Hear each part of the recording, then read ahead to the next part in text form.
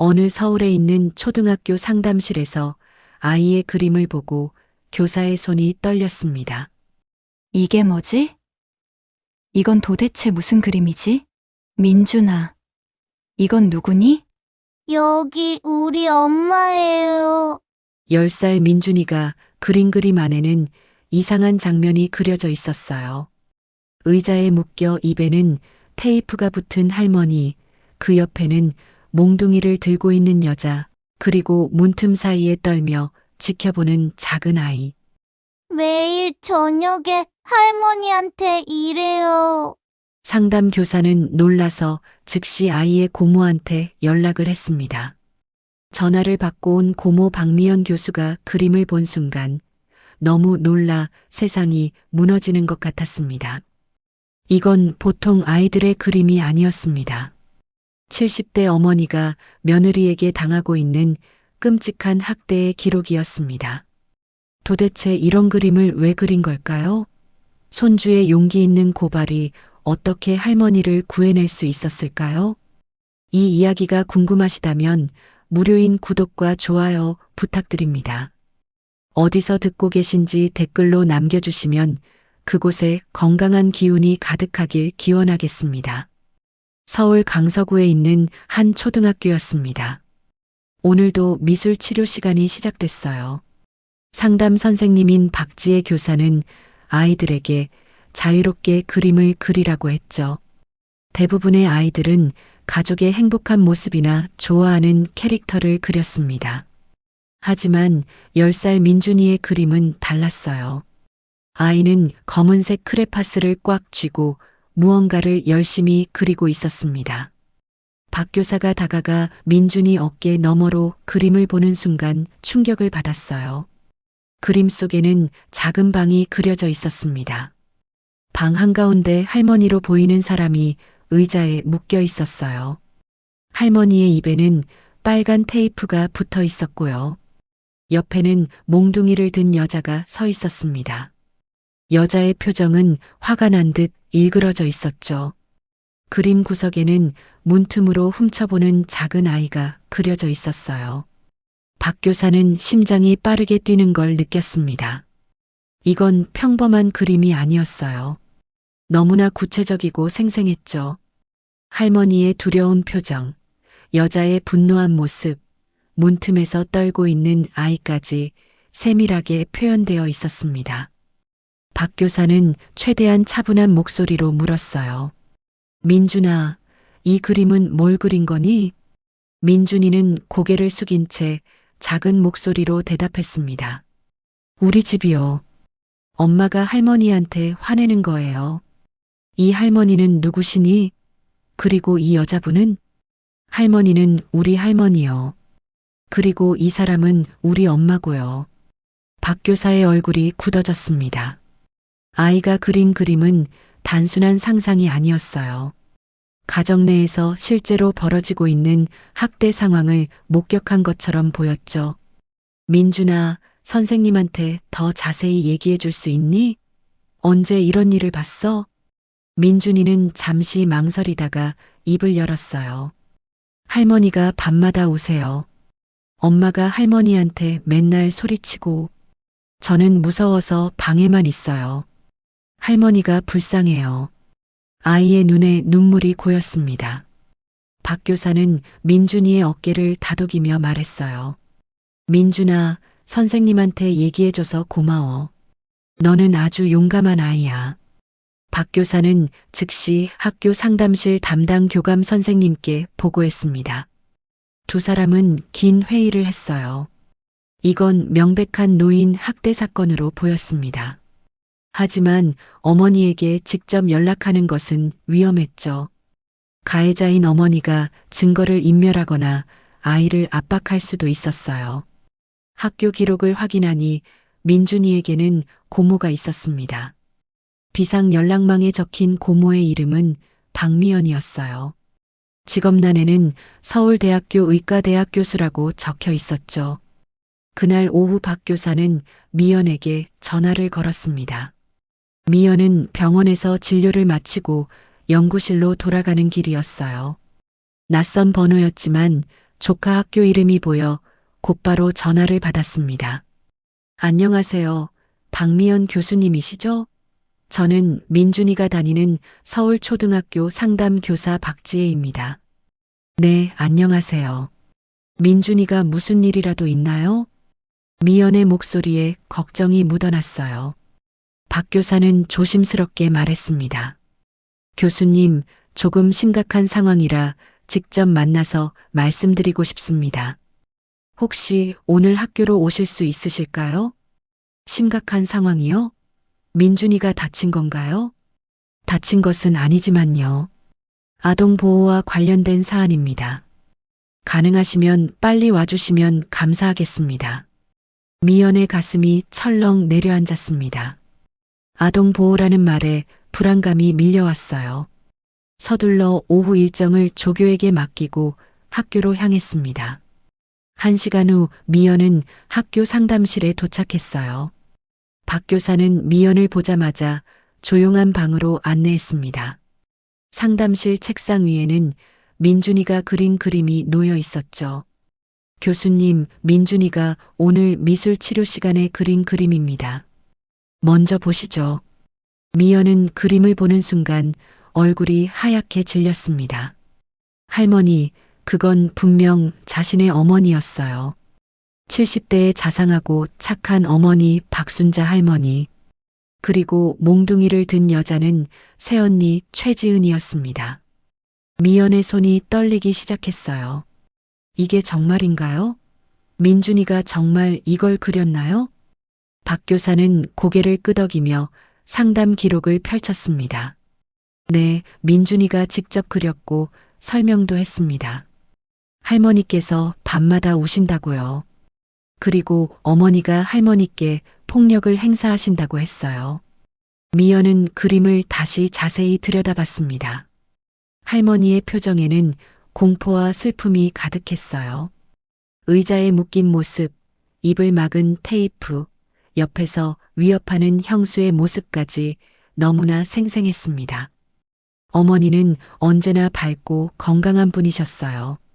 오빠 민석이 결혼한 후에도 손주 민준이를 돌보며 행복해 하셨죠.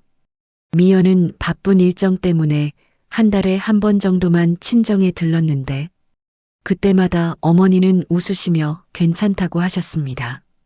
하지만 이 그림은 완전히 다른 진실을 말하고 있었어요. 미연의 머릿속이 복잡해졌습니다. 민준이는 지금 어디 있나요? 교실에 있습니다. 아이가 많이 불안해하고 있어요. 전문 심리 상담이 필요해 보입니다. 미연은 깊은 숨을 들이마셨습니다. 오빠 민석은 지금 중국 출장 중이었어요.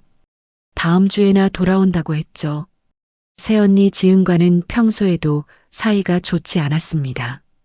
겉으로는 공손했지만 어딘가 차갑고 계산적인 느낌이 있었어요. 선생님, 이 그림 사진 찍어도 될까요? 그리고 민준이 진술을 문서로 작성해 주실 수 있나요? 물론입니다. 아동 보호와 노인 보호를 위해서라면 적극 협조하겠습니다. 미연은 휴대폰을 꺼내 그림을 여러 각도에서 촬영했습니다. 박 교사는 민준이와의 상담 내용을 정리한 문서를 출력해 줬어요. 미연은 서류를 가방에 넣으며 결심했습니다. 오늘 당장 친정집에 가서 어머니를 만나야 했어요.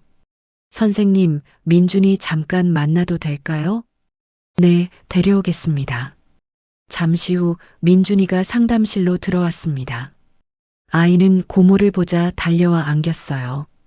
고모, 할머니 좀 도와주세요. 할머니가 너무 불쌍해요. 미연은 조카를 꼭 안아주며 말했어요. 민준아, 고모가 꼭 할머니 도와줄게. 넌 정말 용감한 아이야.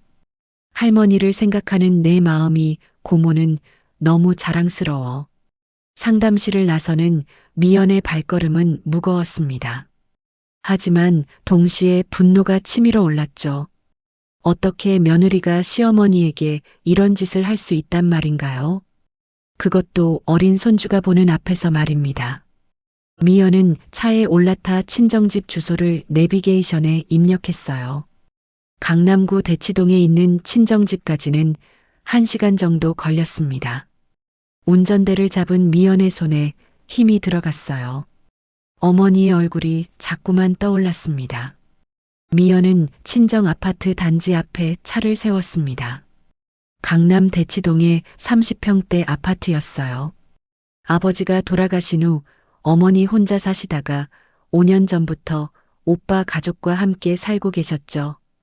현관 비밀번호를 누르려는데 손이 떨렸습니다. 평소라면 그냥 문을 열고 들어갔겠지만 오늘은 달랐어요. 민준이가 그린 그림이 자꾸만 떠올랐습니다. 초인종을 눌렀어요. 잠시 후 문이 열렸습니다. 언니 최지은이 서 있었어요. 지은은 미연을 보자 깜짝 놀란 표정을 지었습니다. 어머 아가씨, 오늘 온다고 연락 안 하셨잖아요. 갑자기 일이 일찍 끝나서요. 어머니 계세요? 지은의 표정이 미묘하게 변했습니다. 하지만 곧 밝게 웃으며 말했어요. 어머니는 지금 낮잠 주무세요. 요즘 몸이 안 좋으셔서 많이 주무시거든요. 미연은 거실로 들어섰습니다. 집안은 깨끗했어요. 하지만 어딘가 냉랭한 느낌이 들었죠. 예전에는 항상 어머니가 부엌에서 음식을 준비하시거나 거실에서 뜨개질을 하고 계셨는데 오늘은 조용했습니다. 어머니 어디 계세요? 아, 아가씨가 들어가시면 깨실 수도 있어요. 제가 나중에 깨우면 전화 드릴게요. 지은은 계속해서 미연이 어머니 방에 가는 것을 막으려 했습니다. 미연의 의심이 커졌어요. 괜찮아요. 살짝만 볼게요. 미연은 안방 쪽으로 걸어갔습니다. 예전에 부모님이 쓰시던 방이었죠. 문을 열려는데 지은이 급하게 막아섰어요. 아가씨, 정말 지금은 안 돼요. 어머니가 화내실 거예요. 형수님, 잠깐만요. 제가 어머니 얼굴만 보고 갈게요. 미연은 지은을 살짝 밀치고 문을 열었습니다. 방 안은 어두웠어요. 커튼이 다 쳐져 있었죠. 침대에 누워 계신 어머니의 모습이 보였습니다. 어머니? 미연이 조용히 불렀어요. 어머니는 움직이지 않으셨습니다. 미연은 침대 옆으로 다가갔죠. 어머니의 얼굴을 보는 순간 충격을 받았어요. 어머니는 한 달 전보다 훨씬 야위셨습니다. 얼굴은 창백했고 눈 밑에는 다크서클이 짙었어요. 손목에는 이상한 자국이 있었죠. 마치 무언가에 묶인 것 같은 붉은 흔적이었습니다. 어머니, 저예요. 미연이요. 어머니가 천천히 눈을 떴습니다. 어머니는 미연을 보자 눈에 눈물이 고였어요. 하지만 곧 뒤에 서 있는 지은을 보더니 표정이 굳어졌습니다. 미연아, 왔니?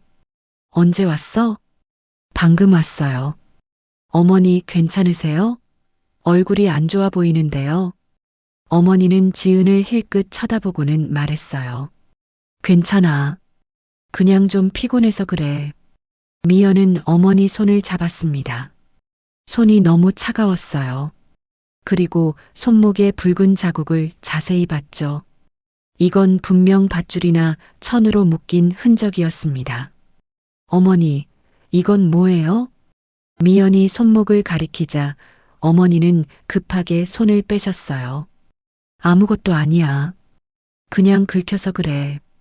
지은이 방으로 들어와 말했습니다.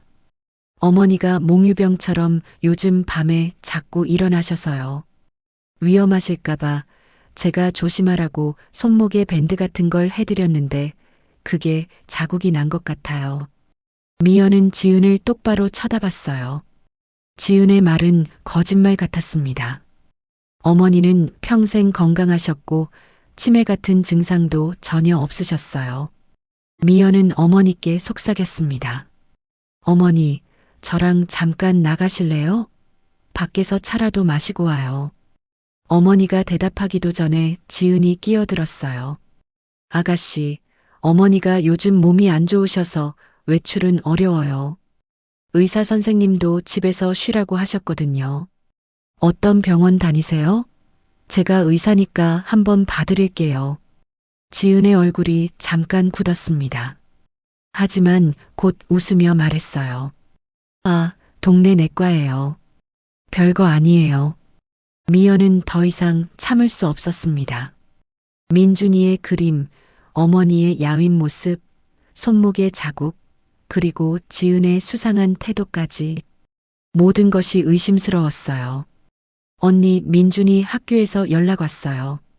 지은의 표정이 변했습니다. 민준이요? 무슨 일인데요? 민준이가 그림을 그렸는데요. 선생님이 저를 부르시더라고요.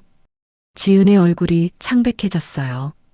미연은 휴대폰을 꺼내 민준이가 그린 그림 사진을 보여줬습니다.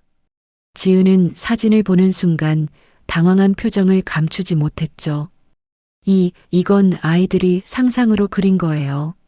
민준이가 요즘 TV를 많이 봐서요. 그래요? 그런데 민준이가 선생님께 직접 설명했대요.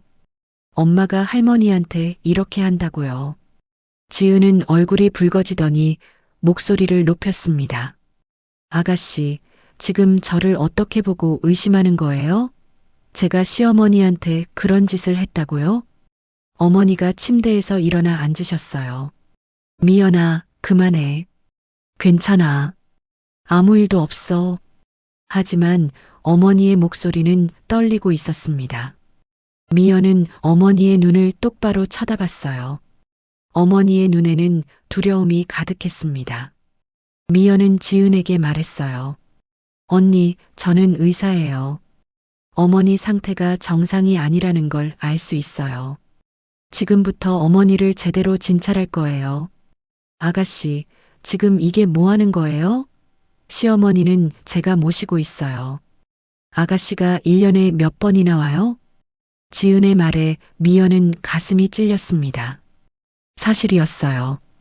미연은 바쁘다는 핑계로 어머니를 자주 찾아뵙지 못했죠. 하지만 그렇다고 해서 어머니가 학대당해도 된다는 뜻은 아니었습니다. 언니 말이 맞아요. 제가 자주 못 와서 죄송해요. 하지만 지금이라도 어머니를 제대로 돌보고 싶어요. 미연은 어머니께 다가가 팔을 걷어 올렸습니다. 팔에도 멍 자국이 여러 개 있었어요. 최근에 생긴 것 같았죠. 어머니, 이것들은 다 뭐예요? 어머니는 대답하지 않으셨습니다. 그저 고개만 숙이고 계셨어요. 미연은 확신했습니다. 어머니가 분명 무언가를 숨기고 계시다고요. 미연은 가방에서 수첩을 꺼냈어요. 그리고 지은에게 말했습니다. 언니, 어머니가 다니시는 병원 이름 좀 알려주세요. 제가 직접 의사 선생님과 상담하고 싶어요. 지은은 잠시 망설이다가 대답했어요. 대치동 내과의원이요. 근데 아가씨, 시어머니 건강은 제가 책임지고 있으니까 너무 걱정하지 마세요. 미연은 더 이상 지은과 대화하고 싶지 않았습니다. 어머니를 모시고 나가야 했어요. 하지만 지은이 계속 방해할 것 같았죠. 어머니, 저랑 병원 가요. 제대로 검사 한번 받으세요. 지은이 급하게 말했어요. 안 돼요. 어머니는 지금 상태가 안 좋으셔서 외출하시면 안 돼요. 제가 의사라니까요. 제가 판단할게요. 미연과 지은의 신경전이 이어졌습니다. 그때 어머니가 작은 목소리로 말씀하셨어요. 미연아, 오늘은 그냥 가거라. 엄마는 괜찮아. 미연은 어머니의 말에 가슴이 아팠습니다. 어머니는 분명 무언가를 참고 계셨어요. 하지만 지금 당장 어머니를 데리고 나갈 수는 없었죠. 지은이 계속 방해하고 있었고 어머니도 거부하고 계셨으니까요. 미연은 어머니 손을 꼭 잡으며 말했어요. 어머니, 제가 곧 다시 올게요. 꼭 다시 올게요. 미연은 집을 나섰습니다. 하지만 그냥 돌아갈 수는 없었어요. 엘리베이터를 타고 1층으로 내려가는 대신 비상계단으로 갔습니다. 그리고 조용히 집 앞 복도에서 기다렸죠. 30분쯤 지났을까요? 집 안에서 소리가 들렸습니다. 지은의 목소리였어요. 어머니, 아가씨한테 뭐라고 한 거예요? 왜 자꾸 문제를 만들어요? 어머니의 작은 목소리가 들렸습니다. 아무 말도 안 했어. 제발 그만해. 민준이가 학교에서 그림을 그렸다고요? 그 애가 왜 그런 짓을 한 거예요? 민준이는 아무 잘못 없어. 제발 민준이한테는 화내지 마. 미연은 숨을 죽이고 더 귀를 기울였습니다. 하지만 그 후로는 소리가 들리지 않았어요. 미연은 휴대폰 녹음 기능을 켰습니다. 다음에 올 때는 증거를 확보해야겠다고 생각했죠. 미연은 아파트를 나와 차에 올랐습니다. 핸들을 잡은 손이 떨렸어요. 분노와 죄책감이 동시에 밀려왔습니다. 어머니를 이런 상황에 방치한 자신이 너무 미웠어요. 미연은 곧바로 오빠에게 전화를 걸었습니다. 중국 출장 중이었지만 이 상황은 알려야 했어요. 하지만 오빠는 전화를 받지 않았습니다. 국제 전화가 안 되는 상황인 것 같았죠. 미연은 문자를 보냈어요. 오빠, 급한 일이에요. 어머니 상태가 심각해요. 빨리 연락 주세요. 차를 몰고 가면서 미연은 계획을 세웠습니다. 우선 민준이 학교 선생님과 다시 상담하고 아동보호 전문가를 만나야 했어요. 그리고 노인 학대 신고 센터에도 연락해야 했죠. 증거를 더 모아서 어머니를 구출해야 했습니다. 미연의 머릿속에는 한 가지 생각만 맴돌았습니다. 어머니를 반드시 구하겠다는 결심이었어요. 미연은 다음날 아침 일찍 민준이 학교로 향했습니다. 어젯밤 한숨도 자지 못했어요. 어머니의 야윈 얼굴과 손목에 붉은 자국이 계속 떠올랐죠. 새벽 5시부터 노인 학대 관련 법률 자료를 찾아봤습니다. 학교에 도착하니 박지혜 교사가 기다리고 있었어요. 미연은 어제 전화로 오늘 아침 일찍 만나자고 부탁했었죠. 교수님, 어제 친정집에 다녀오셨다고 하셨죠? 네, 다녀왔어요. 선생님 말씀이 맞았어요. 어머니 상태가 심각해 보였어요. 미연은 어머니의 손목 자국과 야윈 모습을 설명했습니다. 박 교사의 표정이 어두워졌어요. 역시 그랬군요.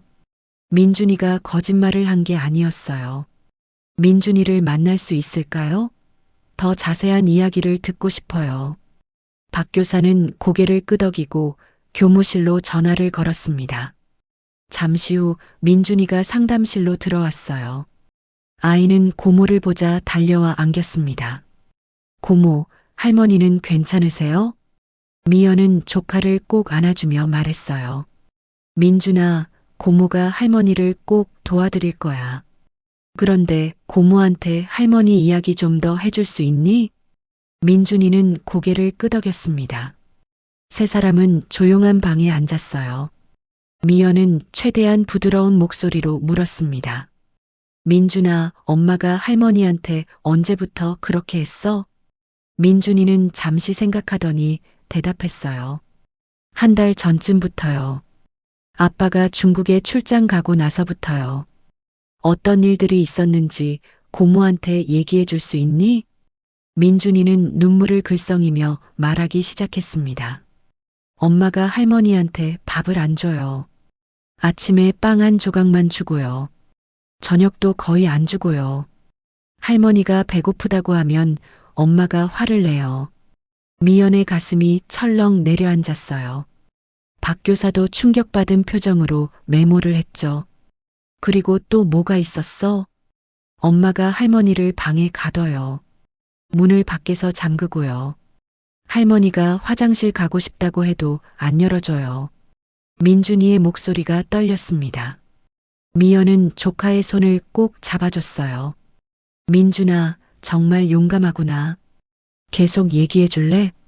밤에 할머니가 우는 소리가 들려요. 저는 무서워서 이불을 뒤집어 쓰고 있어요. 한 번은 할머니 방에 몰래 갔는데요. 그때 뭘 봤어? 민준이는 울음을 참으며 말했어요. 할머니가 의자에 묶여 계셨어요. 제가 풀어드리려고 했는데 엄마가 와서 저를 방으로 보냈어요. 미연은 분노로 온몸이 떨렸습니다. 하지만 조카 앞에서는 참아야 했어요. 침착하게 물었죠. 엄마가 뭐라고 했어? 할머니가 치매라서 위험하다고 했어요. 그래서 안전하게 묶어놨다고요. 근데 할머니는 치매가 아니에요. 할머니는 항상 저한테 책도 읽어주시고 숙제도 도와주세요. 박 교사가 조심스럽게 물었습니다. 민준아, 엄마가 할머니를 때리는 것도 봤니? 민준이는 고개를 끄덕였어요. 네. 엄마가 회초리로 할머니를 때렸어요. 할머니가 아프다고 소리 지르셨는데 엄마는 계속했어요. 저는 너무 무서워서 방문을 닫았어요. 미연은 더 이상 참을 수 없었습니다. 눈물이 흘러내렸어요. 70대 어머니가 한 달 동안 이런 고통을 당하고 계셨다니요. 민준아, 아빠한테는 얘기했니? 전화로 얘기하려고 했는데 엄마가 전화기를 빼앗았어요. 그리고 나한테 아빠한테 말하면 안 된다고 했어요. 할머니도 다치게 할 거라고요. 미연은 박 교사를 쳐다봤습니다. 두 사람의 눈에는 같은 생각이 담겨 있었어요. 이건 명백한 아동 학대와 노인 학대였습니다. 미연은 민준이에게 물었어요. 민준아, 엄마가 하는 일을 내가 사진이나 영상으로 찍을 수 있을까? 박 교사가 끼어들었습니다. 교수님, 그건 아이에게 너무 위험하지 않을까요? 미연도 고민이 되었습니다. 조카를 위험에 빠뜨릴 수는 없었어요. 하지만 증거가 필요했죠. 민준아, 위험하지 않은 선에서만 해. 엄마가 모르게 할 수 있겠니? 민준이는 작은 목소리로 말했어요. 저 스마트워치 있어요. 아빠가 사주신 거예요. 거기로 사진 찍을 수 있어요. 미연은 조카의 손목을 봤습니다. 작은 스마트워치가 채워져 있었어요. 최신 모델이라 사진과 영상 촬영이 가능했죠. 그래, 민준아. 하지만 절대 무리하지 마. 엄마가 눈치채면 바로 그만두는 거야. 알았지? 민준이는 고개를 끄덕였습니다. 미연은 조카를 꼭 안아줬어요. 상담을 마치고 미연은 박 교사와 교장실로 향했습니다. 교장 선생님께 상황을 설명하고 아동 보호 절차를 요청했어요. 교장은 즉시 관할 아동 보호 전문기관에 신고하겠다고 약속했습니다. 학교를 나온 미연은 차에 앉아 생각에 잠겼습니다. 이제 어떻게 해야 할까요? 오빠는 여전히 연락이 안 됐어요. 지은 언니를 상대로 혼자 싸워야 했죠. 미연은 휴대폰을 꺼내 지인에게 전화를 걸었습니다. 법학과 동기였던 김정훈 변호사였어요.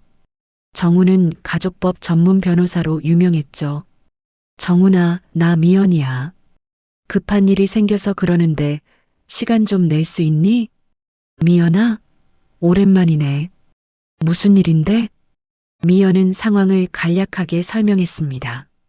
정우는 심각한 목소리로 말했어요. 그건 명백한 노인 학대야. 지금 당장 경찰에 신고해야 해. 증거가 충분할까? 언니가 부인하면 어떻게 해? 너희 어머니 상태를 의학적으로 검사하면 돼. 너 의사잖아. 그리고 조카 증언도 중요한 증거가 될 수 있어. 오늘 오후에 만날 수 있을까? 자세히 상담하고 싶어. 그래, 3시에 내 사무실로 와. 미연은 전화를 끊고 다음 행선지를 정했습니다. 대치동 내과의원이었어요. 지은 언니가 말한 어머니가 다니는 병원이었죠. 병원에 도착해 접수대에 물었습니다. 박순자 환자분 진료 기록 좀 볼 수 있을까요? 저는 딸이고 의사예요. 접수 직원이 컴퓨터를 확인하더니 고개를 저었어요. 죄송하지만 박순자님이라는 환자분은 저희 병원에 기록이 없으시네요. 미연은 놀랐습니다. 언니가 거짓말을 한 거였어요. 어머니는 병원에 다니지도 않고 계셨던 겁니다. 혹시 최근 3개월 내에 한 번이라도 오신 적 있나요? 없으십니다. 성함과 생년월일로 검색해 봤는데 전혀 기록이 없어요. 미연은 감사 인사를 하고 병원을 나왔습니다. 증거가 하나 더 확보됐어요. 지은 언니는 어머니를 병원에 데려가지도 않았던 겁니다. 미연은 차를 몰고 강남경찰서로 향했습니다. 더 이상 기다릴 수 없었어요. 노인 학대 신고를 해야 했죠. 경찰서에 도착해 민원실로 갔습니다. 담당 경찰관에게 상황을 설명했어요. 민준이가 그린 그림, 어머니의 상태, 병원 기록 부재까지 모든 것을 이야기했습니다. 경찰관은 심각한 표정으로 들었어요. 일단 신고 접수는 하겠습니다. 하지만 직접 확인을 해봐야 해요. 피해자분을 만나봐야 하고요. 그게 문제예요. 며느리가 계속 방해해요. 어머니를 만나지 못하게 하고요. 그렇다면 저희가 동행하겠습니다. 내일 오전에 같이 가시죠. 미연은 안도의 한숨을 쉬었습니다. 경찰과 함께라면 지은 언니도 막을 수 없을 거예요. 오후 3시 미연은 정훈의 법률사무실에 도착했습니다. 정훈은 미연을 보자 진지한 표정으로 맞이했어요. 미연아, 앉아. 자세히 얘기해봐. 미연은 처음부터 끝까지 모든 상황을 설명했습니다. 정훈은 꼼꼼히 메모하며 들었어요. 증거는 충분해. 조카 증언, 그림, 병원 기록 부재, 너희 어머니 상태까지. 노인 학대로 형사 고소할 수 있어. 어머니를 당장 구출할 수 있을까? 경찰 조사 후에 가능해. 그리고 너희 어머니를 병원에 입원시켜서 정밀 검사를 받게 해야 해. 학대 증거를 의학적으로 확보하는 거지. 미연은 고개를 끄덕였습니다. 계획이 서서히 잡혀가고 있었어요. 정훈이 덧붙였습니다. 그리고 옳게 재산도 조사해봐. 노인 학대 사건에서 재산이 동기인 경우가 많거든. 미연은 그 말에 뭔가 떠올랐습니다. 어머니 명의로 된 재산이 꽤 있었어요. 아버지가 남기신 아파트와 상가 건물이 있었죠. 혹시 언니가 그 재산을 노리는 걸까요? 정훈아, 어머니 명의 재산 이전 기록도 확인할 수 있을까? 물론이지. 등기부등본 떼보면 바로 알 수 있어. 미연은 즉시 인터넷 등기소에 접속했습니다. 어머니 명의로 된 부동산을 검색했어요. 결과를 보는 순간 미연은 충격을 받았습니다. 어머니 명의 상가 건물이 한 달 전에 언니 명의로 이전되어 있었어요. 시가 15억 원 정도 되는 건물이었죠. 증여 형식으로 되어 있었지만 어머니가 자발적으로 하셨을 리 없었습니다. 정훈아, 이것 봐. 한 달 전에 재산 이전이 있었어. 정훈이 화면을 보더니 고개를 끄덕였어요. 역시 재산이 목적이었구나. 이건 사기죄로도 고소할 수 있어. 어머니를 협박해서 재산을 가로챈 거니까. 미연의 분노가 극에 달했습니다. 언니는 어머니를 학대하면서 동시에 재산까지 빼돌리고 있었던 거예요. 내일 경찰과 함께 갈 때 이 자료도 가져가야겠어. 그래, 그리고 미연아. 조심해. 올케가 궁지에 몰리면 더 위험해질 수 있어. 미연은 고개를 끄덕였습니다. 하지만 이제 물러설 수 없었어요. 어머니를 반드시 구해야 했습니다. 법률사무실을 나와 미연은 민준이 학교 앞으로 갔습니다. 학교 시간이었어요. 민준이를 데리고 저녁을 먹으며 이야기를 나눴죠. 민준아, 내일부터 며칠 동안 고모 집에서 지낼래? 민준이는 고개를 끄덕였습니다. 할머니도 같이 가요? 응, 고모가 할머니를 모셔올게. 우리 셋이 함께 지내자. 민준이의 얼굴에 희망이 피어올랐어요. 미연은 조카를 꼭 안아줬습니다. 내일이면 모든 것이 시작될 거예요. 어머니를 구출하고 언니를 법의 심판대에 세우는 날이었죠. 다음 날 아침 9시 미연은 강남경찰서 앞에서 담당 형사를 만났습니다. 40대 중반으로 보이는 이성우 형사였어요. 노인 학대 전담팀 소속이라고 했죠. 박 교수님, 오늘은 제가 동행하겠습니다. 어머님 상태 확인하고 며느님 진술도 받을 겁니다. 감사합니다, 형사님. 두 사람은 순찰차를 타고 친정집으로 향했습니다. 차 안에서 미연은 준비해온 자료를 형사에게 건넸어요. 민준이 그림, 재산 이전 기록, 병원 미방문 확인서까지 모든 증거였죠. 이 형사는 자료를 꼼꼼히 살펴보더니 고개를 끄덕였습니다. 증거가 상당히 구체적이네요. 재산 이전 기록이 특히 중요해 보입니다. 친정 아파트에 도착했어요. 미연이 초인종을 눌렀습니다. 잠시 후 지은 언니가 문을 열었죠. 지은 언니는 경찰을 보자 당황한 표정을 지었어요. 어머 아가씨. 그리고 이분들은요? 이 형사가 신분증을 보여주며 말했습니다. 강남경찰서 이성우 형사입니다. 노인 학대 신고 건으로 조사하러 왔습니다. 지은 언니의 얼굴이 하얗게 질렸습니다. 하지만 곧 태도를 바꾸더니 웃으며 말했어요. 노인 학대요? 무슨 오해가 있으신 것 같은데요. 들어오세요. 세 사람은 거실로 들어갔습니다. 언니는 차분하게 차를 준비하면서 말했어요. 형사님, 저는 시어머니를 정성껏 모시고 있어요. 아가씨가 무슨 오해를 하신 것 같아요. 일단 어머님부터 뵙겠습니다. 아, 어머니는 지금 주무세요. 어제 몸이 안 좋으셔서 약을 드셨거든요. 미연이 끼어들었습니다. 언니, 지금 낮인데 왜 주무세요? 어제도 낮잠 주신다고 하셨잖아요. 언니는 미연을 노려보더니 대답했어요. 어머니가 요즘 밤낮이 바뀌셨어요. 나이 드시면 그럴 수 있잖아요. 이 형사는 더 이상 기다리지 않았습니다. 어머님 방이 어디죠? 제가 직접 뵙겠습니다. 언니는 어쩔 수 없다는 듯 안방으로 안내했어요. 문을 열자 어두운 방 안에 어머니가 누워 계셨습니다. 형사가 커튼을 열었죠. 햇빛이 방 안으로 쏟아져 들어왔어요. 어머님, 경찰입니다. 상태 확인차 왔습니다. 어머니는 천천히 눈을 뜨셨습니다. 형사를 보고 놀란 표정을 지으셨어요. 그리고 문 앞에 서 있는 언니를 보자 얼굴이 굳어졌습니다. 미연이 다가가 어머니 손을 잡았어요.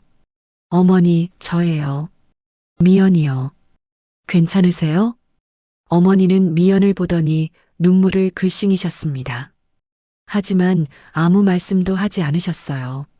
이 형사가 조심스럽게 물었습니다. 어머님, 제가 몇 가지 여쭤봐도 될까요?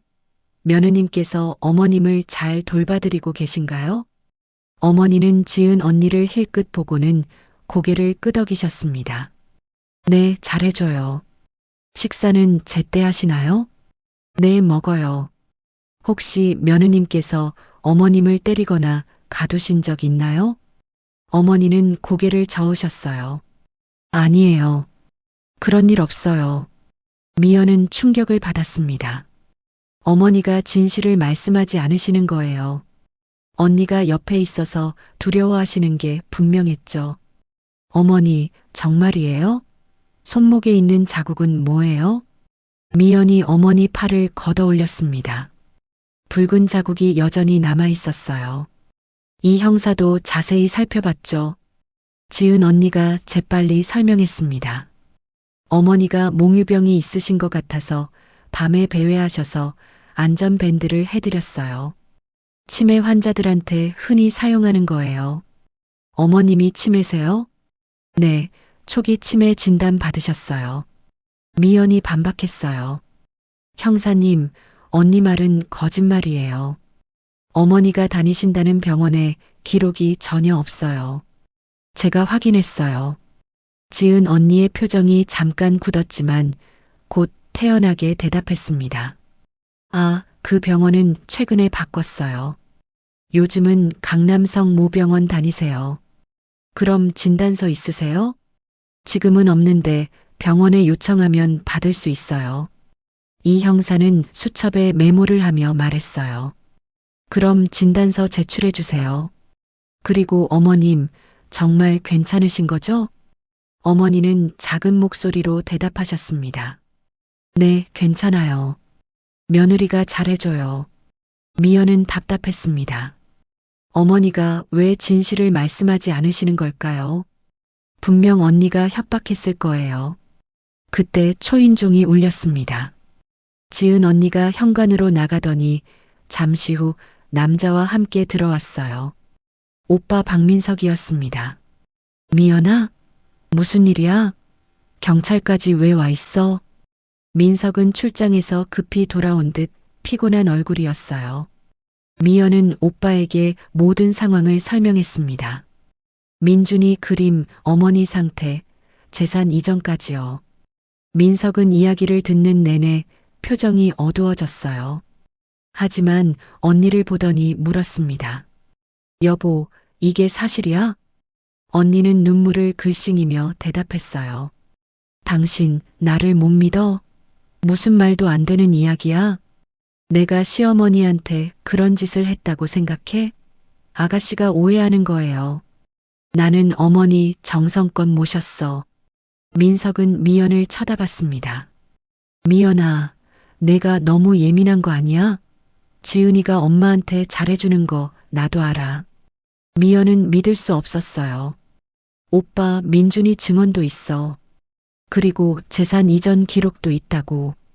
15억짜리 상가가 한 달 전에 언니 명의로 넘어갔어.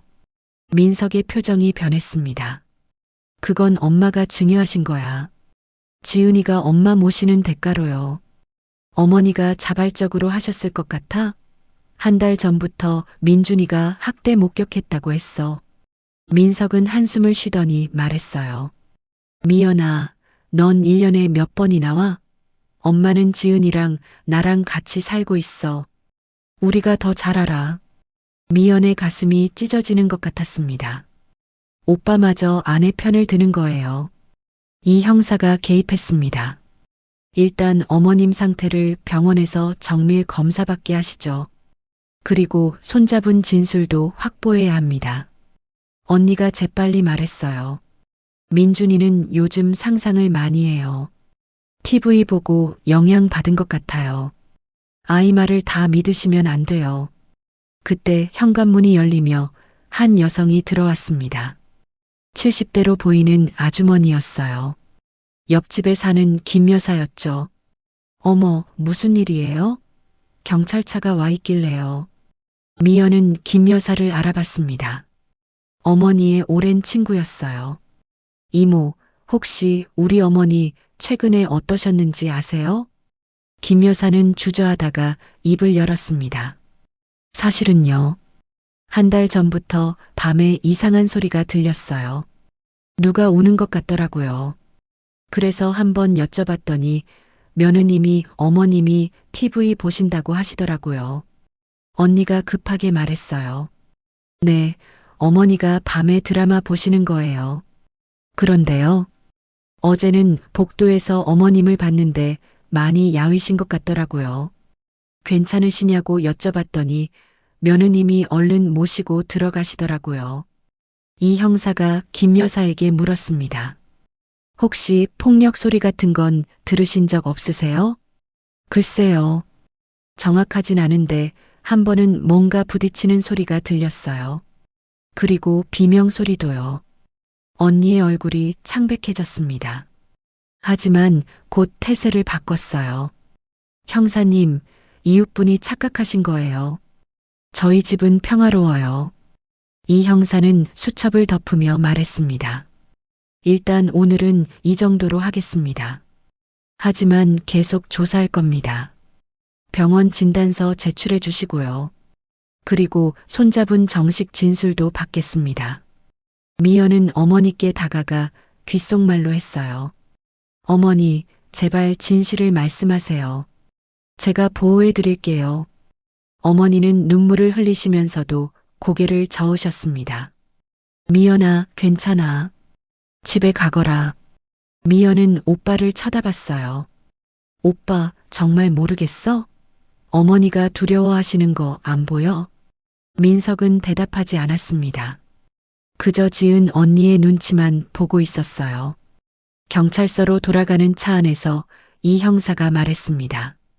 교수님, 피해자분이 진술하지 않으면 입건이 어려워요. 어머니가 두려워서 말씀 못 하시는 거예요. 알아요. 노인 학대 사건이 다 그래요. 피해자가 가족이니까 말하기 힘든 거죠. 그럼 어떻게 해요? 손잡은 증언과 물증을 더 확보해야 해요. 그리고 어머님을 따로 만나서 진술을 받아야 하고요. 미연은 좌절감에 빠졌습니다. 생각보다 상황이 복잡했어요. 경찰서에 도착해 미연은 혼자 차에 남았습니다. 핸들에 이마를 대고 눈물을 흘렸어요. 어머니를 구하는 게 이렇게 어려울 줄 몰랐습니다.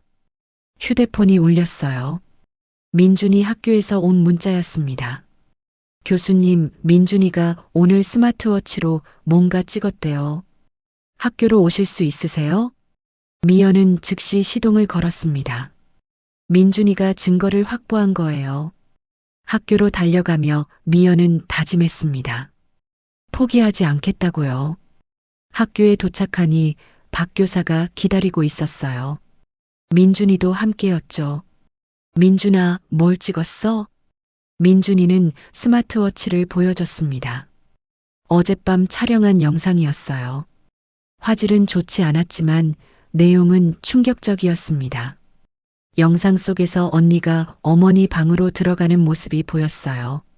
그리고 어머니를 의자에 앉히고 끈으로 묶는 장면이었습니다. 어머니가 울면서 빌었어요. 제발 그만해. 아파. 지은 언니의 목소리가 차갑게 들렸습니다. 어머니, 내일 경찰 오면 아무 말도 하지 마세요. 한마디라도 하면 민준이한테 어떻게 될지 몰라요. 어머니는 고개를 끄덕이며 울고 계셨어요. 미연은 영상을 보며 온몸이 떨렸습니다. 이제 결정적 증거가 생긴 거예요. 민준아, 정말 잘했어. 넌 할머니를 구한 영웅이야. 미연은 즉시 영상을 휴대폰으로 전송받았습니다. 그리고 이 형사에게 전화를 걸었어요. 형사님, 결정적 증거가 나왔어요. 지금 바로 만날 수 있을까요? 미연의 눈빛에는 결연함이 가득했습니다. 이제 본격적인 싸움이 시작되는 거예요. 미연은 학교에서 나와 곧바로 강남경찰서로 향했습니다. 민준이가 찍은 영상을 휴대폰에 저장한 채였어요. 심장이 빠르게 뛰었죠. 이제 지은 언니의 범죄를 명백하게 증명할 수 있었습니다.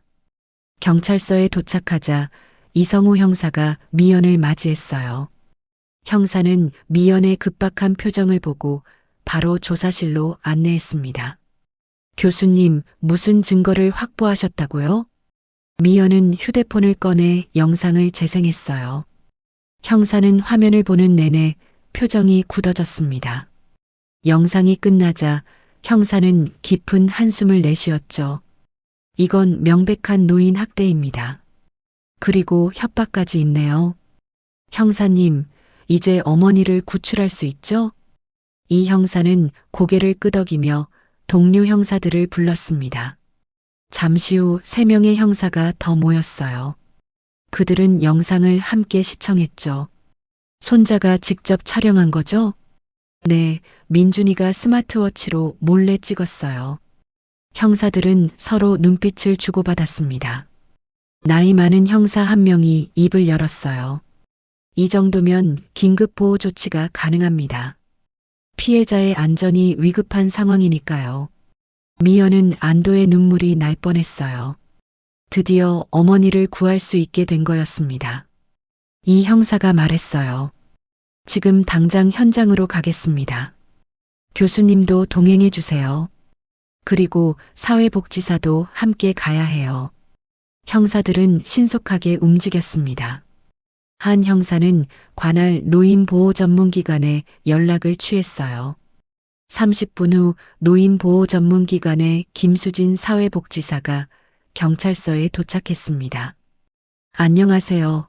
김수진 사회복지사입니다. 상황 설명 부탁드려요. 이 형사는 김 사회복지사에게 모든 상황을 설명했습니다. 영상도 함께 보여줬어요. 김 사회복지사의 표정이 심각해졌죠. 이 정도면 즉시 분리보호가 필요합니다. 피해자분을 안전한 곳으로 모셔야 해요. 4명이 순찰차 2대에 나눠 타고 친정집으로 향했습니다. 차 안에서 미연은 김 사회복지사에게 물었어요. 어머니를 어디로 모실 수 있나요? 일단 병원으로 모시겠습니다. 정밀 검사가 필요하시고요. 그 후에는 보호시설이나 가족분 댁으로 모실 수 있어요. 제 집으로 모시고 싶어요. 물론이죠. 피해자분 의사가 가장 중요합니다.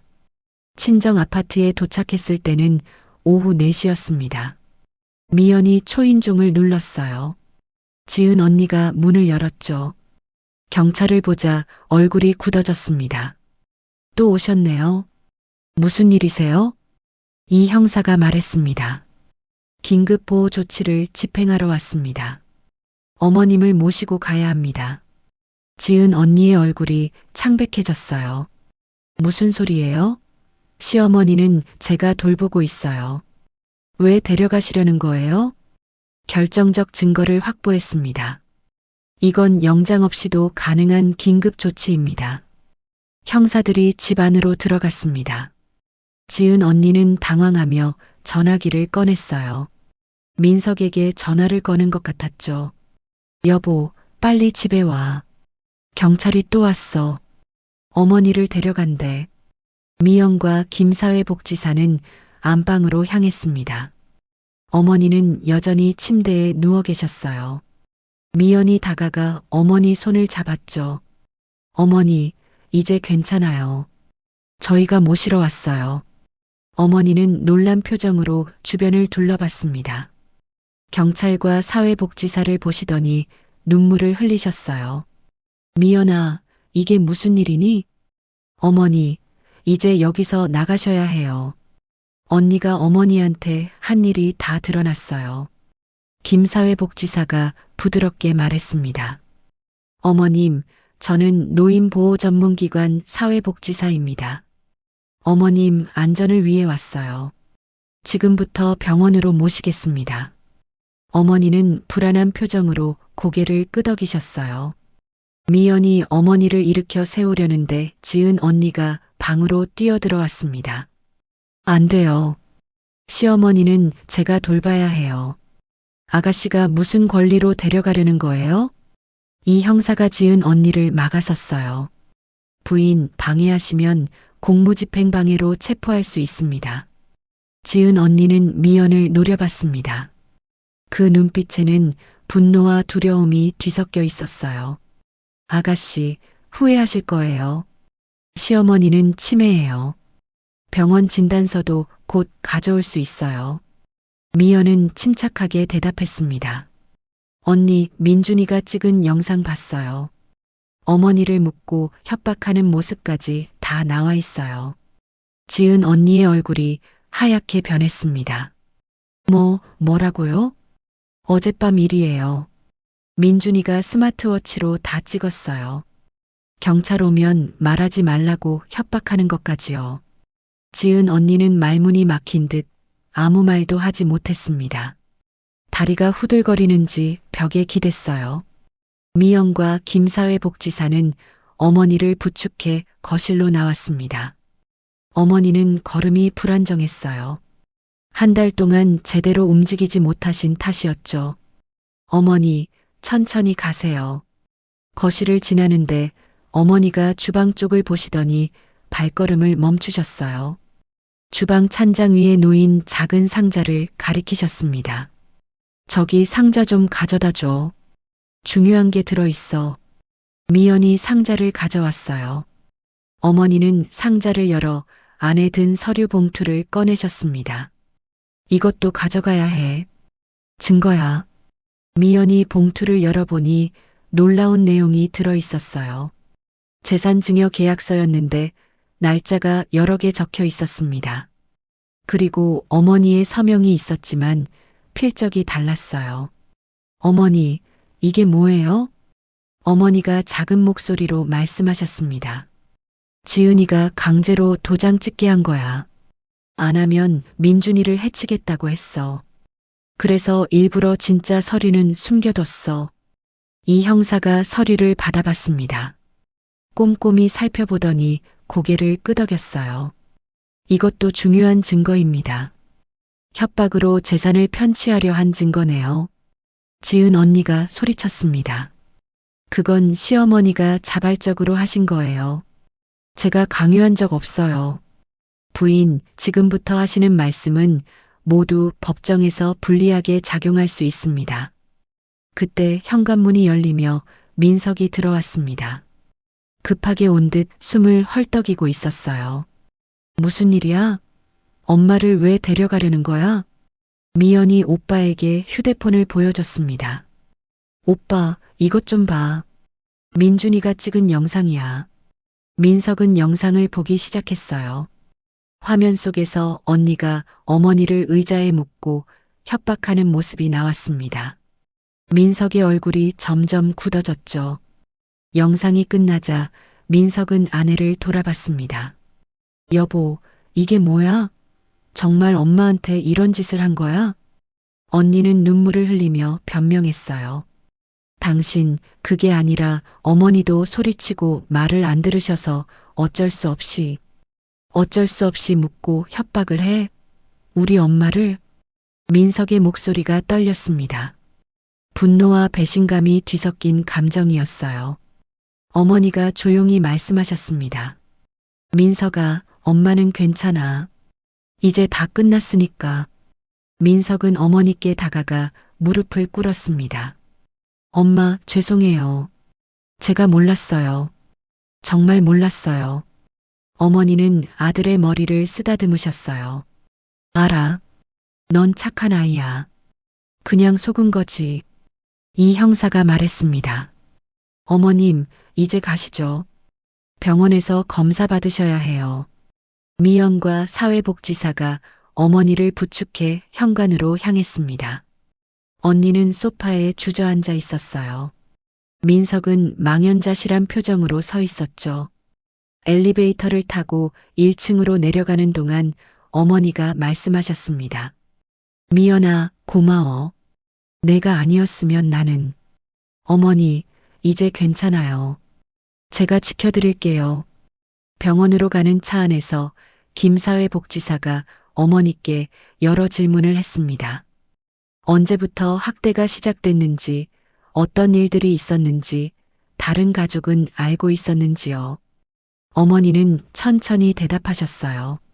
한 달 전부터 며느리의 태도가 변했다고 했습니다. 민석이 중국 출장을 간 날부터였죠.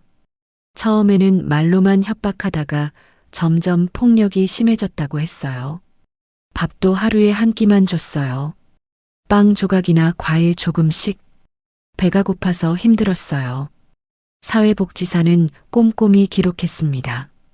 이 모든 것이 법정 증거가 될 거였어요. 강남성 모병원에 도착했습니다. 응급실로 들어가자 의료진이 어머니를 휠체어에 앉혔어요.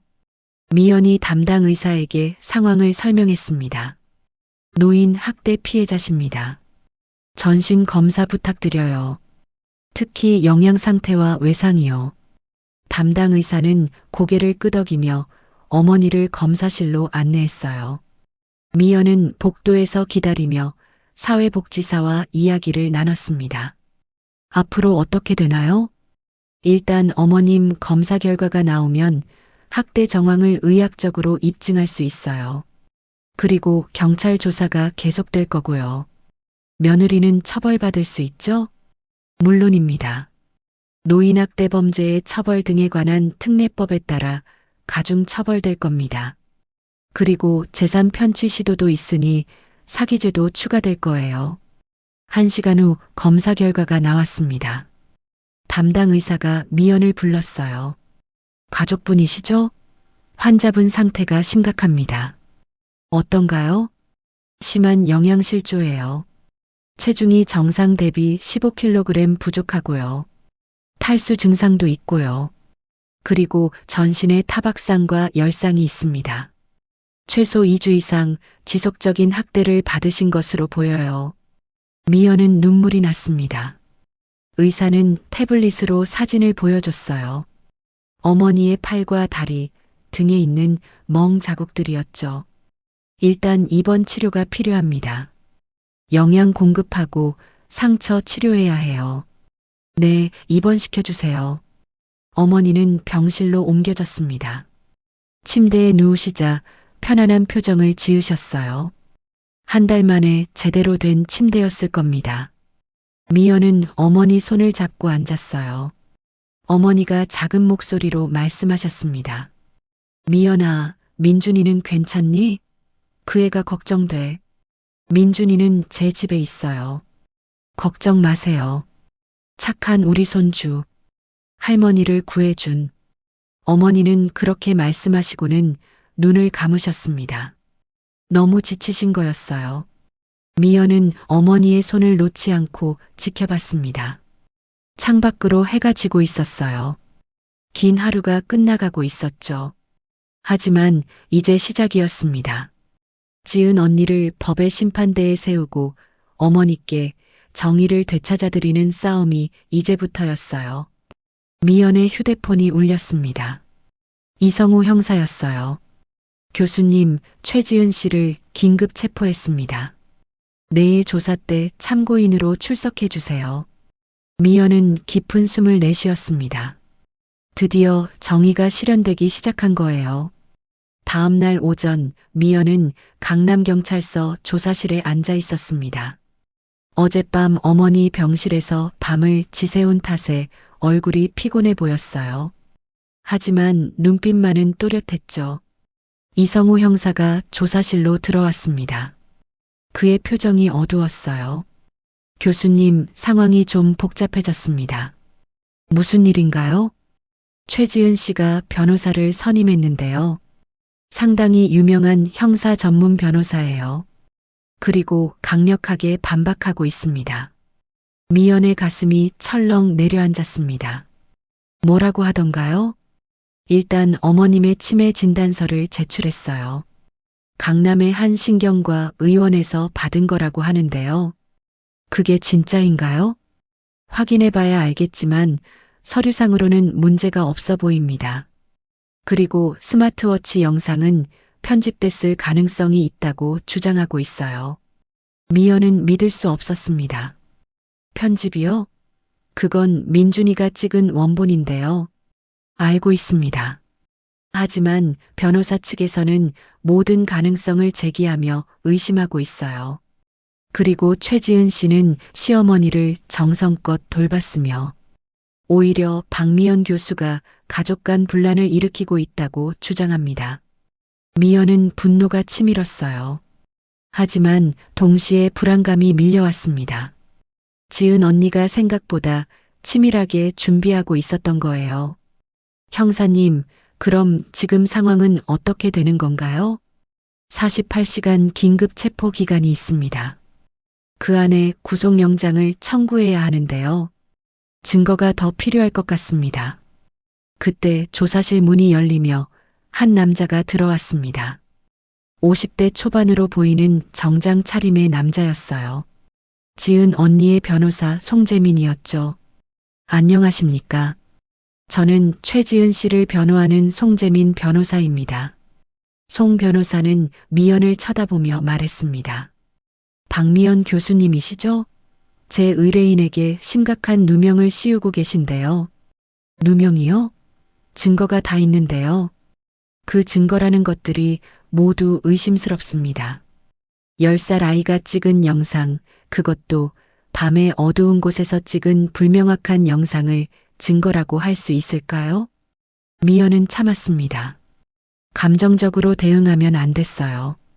송 변호사가 서류 가방에서 문서를 꺼냈습니다.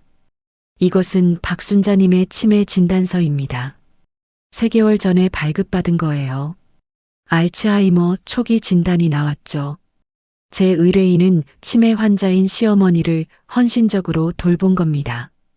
거짓 진단서예요. 어머니는 치매가 아니에요. 그건 교수님 생각이시죠. 전문의가 진단한 겁니다. 그리고 안전을 위해 시어머니를 보호 조치한 것을 학대라고 몰아가는 건 억지입니다. 이 형사가 끼어들었습니다.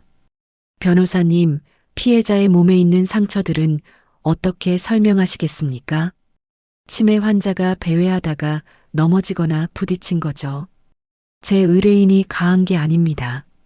미연은 주먹을 꽉 쥐었습니다.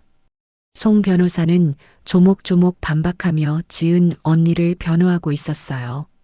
조사가 끝나고 미연은 병원으로 돌아왔습니다. 어머니는 여전히 병실에 누워 계셨어요. 링거를 맞으며 영양을 공급받고 계셨죠. 어머니, 기분 좀 어때요? 많이 좋아졌어. 미연아, 너 얼굴이 안 좋구나. 잠 못 잤지? 괜찮아요. 어머니, 경찰 조사 때 증언하실 수 있으세요? 어머니의 표정이 어두워졌습니다. 미연아, 나 때문에 가족이 이렇게 되는 게 괴로워. 민석이는 어떻게 됐니? 오빠는 지금 혼란스러워 하세요. 하지만 괜찮아질 거예요. 그때 병실 문이 열리며 민석이 들어왔습니다. 얼굴이 수척해 보였어요. 밤새 고민한 흔적이 역력했죠. 엄마 어떠세요? 민석아 왔구나. 민석은 어머니 침대 옆에 앉았습니다. 한참을 말없이 있다가 입을 열었어요. 엄마 미안해요. 제가 제대로 못 봐서. 괜찮아. 내 잘못이 아니야. 미연이 물었습니다. 오빠 언니는 어떻게 됐어? 민석은 한숨을 쉬었어요. 지은이가 변호사를 선임했어. 그리고 나한테 엄마 치매 진단서를 보여주더라고. 3개월 전에 받았다는데. 그건 위조됐을 가능성이 높아요. 나도 그렇게 생각해. 하지만 지은이는 끝까지 자기는 억울하다고 하고. 민석의 목소리가 떨렸습니다. 10년을 함께 산 아내가 이런 사람일 줄 몰랐던 거죠. 오빠는 누구 편이에요? 어머니 편이에요? 아니면 언니 편이에요? 민석은 대답하지 못했습니다. 그저 고개를 숙이고 있었어요. 어머니가 아들의 손을 잡으셨습니다. 민석아, 내가 선택해. 엄마는 괜찮아. 그때 미연의 휴대폰이 울렸습니다. 민준이 학교에서 온 전화였어요. 고모, 저 좀 데리러 와주세요. 무서워요. 미연은 급히 학교로 향했습니다. 상담실에 도착하니 민준이가 울고 있었어요. 박지혜 교사가 옆에서 달래고 있었죠. 민준아, 무슨 일이야? 민준이는 고모를 보자 달려와 안겼습니다. 고모, 엄마 변호사 아저씨가 학교에 왔어요. 저한테 영상을 왜 찍었냐고 물어봤어요. 미연은 충격을 받았어요. 변호사가 아이에게 직접 접근한 거였습니다. 박 교사가 설명했습니다. 오늘 오전에 송재민 변호사라는 분이 왔어요. 민준이와 면담하겠다고 해서 제가 거부했는데 복도에서 민준이를 불러 세우더라고요. 뭐라고 했어요? 민준이가 무서워하며 돌아왔어요. 자세한 건 민준이한테 들어보세요. 미연은 민준이를 안아주며 물었습니다. 민준아, 그 아저씨가 뭐라고 했어? 고모가 시킨 거냐고 물어봤어요. 그리고 엄마가 불쌍하지 않냐고 했어요. 엄마는 나쁜 사람이 아니라고. 민준이는 울먹이며 말했어요. 고모, 제가 잘못한 건가요? 엄마가 감옥에 가면 어떡해요? 미연은 가슴이 미어졌습니다. 10살 아이가 감당하기엔 너무 무거운 짐이었어요.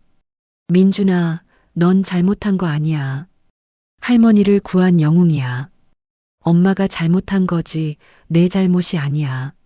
하지만 민준이는 계속 울었습니다. 아이의 마음속에는 죄책감과 두려움이 자리 잡고 있었어요. 미연은 박 교사에게 말했습니다. 선생님, 민준이 상담 좀 부탁드려요. 전문 심리 상담사도 연결해 주시고요. 물론입니다.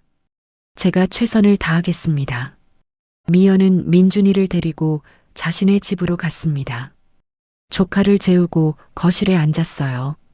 머리가 복잡했죠. 상황은 생각보다 어려웠습니다. 지은 언니는 치밀하게 준비한 변호사를 앞세워 강력하게 반격하고 있었어요. 오빠는 갈등하고 있었고 민준이는 트라우마에 시달리고 있었죠. 어머니는 건강이 악화되어 제대로 증언하기 어려운 상태였습니다. 미연은 좌절감에 빠졌어요. 이렇게 포기해야 하는 걸까요? 그때 초인종이 울렸습니다. 문을 열어보니 김정훈 변호사였어요. 미연아, 들어가도 될까? 정훈아, 어떻게 왔어? 내 얼굴 보니 힘들어 보이더라. 같이 작전을 짜보자. 두 사람은 거실에 앉아 이야기를 나눴습니다. 미연은 모든 상황을 설명했어요. 정훈은 꼼꼼히 듣더니 말했습니다. 미연아, 아직 끝난 게 아니야. 우리에게 강력한 증거가 있잖아. 민준이 영상이요? 그것도 송 변호사가 의심하고 있어요. 영상만이 아니야. 어머니 몸의 상처, 병원 검사 결과, 재산 이전 기록, 이웃 증언까지 종합하면 충분해. 하지만 지은 언니가 치매 진단서를 제출했어요. 그 진단서를 발급한 병원을 조사해 봐야 해. 혹시 돈으로 매수했을 가능성이 있어. 미연의 눈이 반짝였습니다. 맞아요. 그 진단서의 진위를 확인해야 했어요. 그리고 민준이 정식 증언이 필요해. 아이가 법정에서 직접 증언하면 설득력이 높아져. 민준이가 감당할 수 있을까요? 내가 옆에서 도와줘야지. 그리고 어머니 친구분들 증언도 받아야 해. 그때 미연의 휴대폰이 울렸습니다. 옆집 김 여사였어요. 미연아, 나 김이모야. 순자 언니 소식 들었어. 내가 도울 일이 없을까? 미연은 반가웠습니다. 이모, 혹시 어머니랑 친한 분들 연락처 아세요? 증언이 필요해요. 그럼 우리 동네 친구들 다 모을 수 있어. 모두들 순자 언니 걱정하고 있거든. 정말요? 고맙습니다. 전화를 끊고 미연은 정훈을 쳐다봤습니다. 정훈아, 다시 시작할 수 있을 것 같아. 그래, 우리가 이길 수 있어. 정의는 우리 편이야. 다음 날 미연은 어머니의 친구들을 만났습니다. 김 여사를 포함해 5명의 할머니들이 모였어요. 모두 70대로 어머니와 40년 넘게 친구로 지낸 분들이었죠. 미연아, 순자가 그런 일을 당했다니 정말 가슴 아프구나. 저희 어머니를 도와주실 수 있으세요? 할머니들은 고개를 끄덕였습니다. 물론이지. 우리가 본 걸 다 얘기할게. 순자가 한 달 동안 얼마나 야위었는지, 며느리가 얼마나 차갑게 대했는지.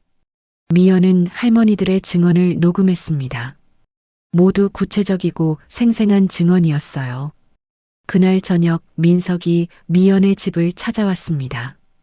얼굴에 결연한 표정이 서려 있었어요. 미연아, 나 결정했어.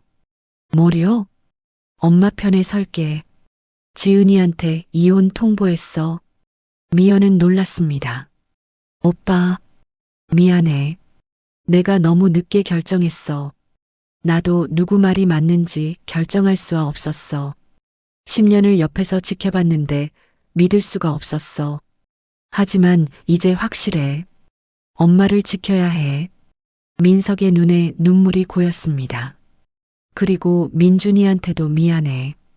아빠가 제대로 못 봐서 애가 그런 걸 다 봤잖아. 미연은 오빠를 안아줬습니다. 가족이 다시 하나가 되는 순간이었어요.